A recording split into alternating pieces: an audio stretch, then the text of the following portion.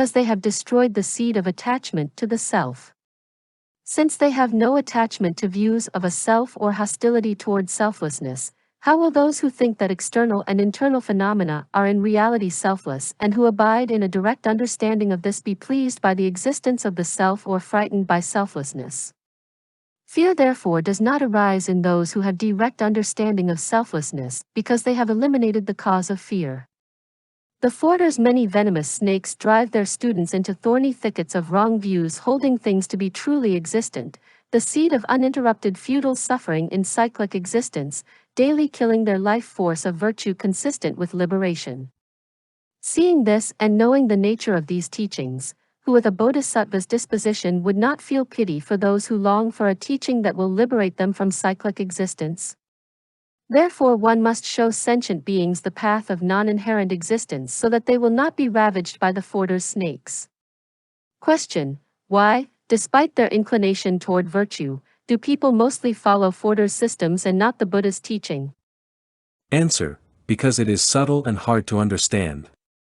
Since the teaching of the Sakyas, the Nirgranthas and Brahmins is understood by the mind, the eyes and the ears respectively, the subduer's textual system is more subtle and thus most people do not follow it. The sun-like view, the understanding of non-inherent existence, is said to illuminate one's mind stream. It destroys all the thickets of unwholesome views.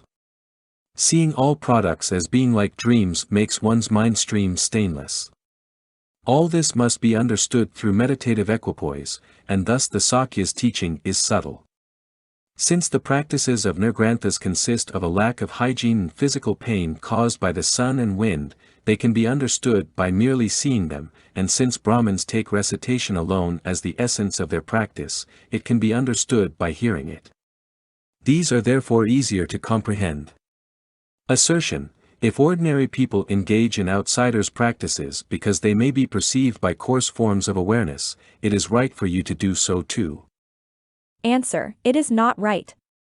Since most Brahmin practices such as recitation, burnt offerings, auspicious incantation, repentance, confession and so forth are mainly an outward show for the sake of reward and respect, it is said that they should not be performed by those who seek liberation.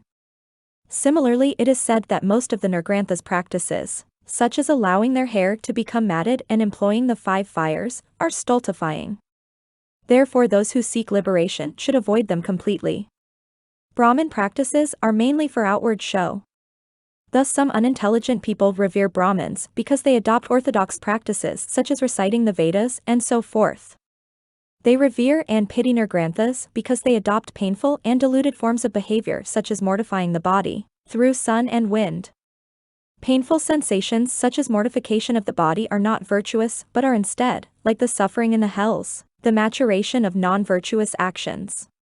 Similarly, because it is a maturation of past actions as our eyes and so forth, birth as a Brahmin is not something virtuous enabling the attainment of liberation. Question: if birth and suffering are not virtuous, what is? Answer: harmful thoughts toward others as well as physical and verbal actions thus motivated constitute violence toward others. Non-violence is the opposite of this, namely the 10 virtuous paths of action. In brief, Tathagatas say that the principle through which one attains a high rebirth is non-violence. The principle through which liberation is attained is natural nirvana, the emptiness of inherent existence of all phenomena. By directly experiencing this and recognizing that suffering will never arise again, there is separation from adventitious stains, the nirvana of separation from adventitious stains. Here, in this system, there are only these two. 60 stanzas of reasoning says, it is posited that having reached the path of seeing one attains mere nirvana. To attain this, all the aggregates do not have to cease.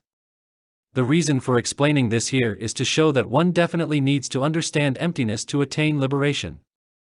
Question: when outsiders are aware of the subduer's teaching, why do they not appreciate these two principles?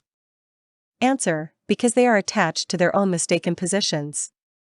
Attachment to their own position is something ordinary people have been accustomed to since beginningless time. Like their birthplace, they find it attractive and do not want to give it up because of their attachment. Why would you outsiders find attractive these two principles, which preclude and are contrary to your own position? You do not follow the Buddha's teaching because you cling to your own wrong views. Wise people, who see their birthplace as a reason for their difficulties, leave and settle in a prosperous place. Likewise, intelligent people seek what is good and therefore adopt those points which facilitate the attainment of a high rebirth or liberation once familiarity with them has been gained, even though they are from others' texts. The sun is unbiased and thus provides light for all on earth who have sight. Does it not belong equally to all? Similarly, the practice of these two principles can only be a benefit to everyone. Thus it is fitting to practice them with a sense of appreciation. The summarizing stanza. This is the 12th chapter from the 400 on the Yogic Deeds, showing how to meditate on refuting views. This concludes the commentary on the 12th chapter, showing how to meditate on refuting views, from Essence of Good Explanations, explanation of the 400 on the Yogic Deeds of Bodhisattvas.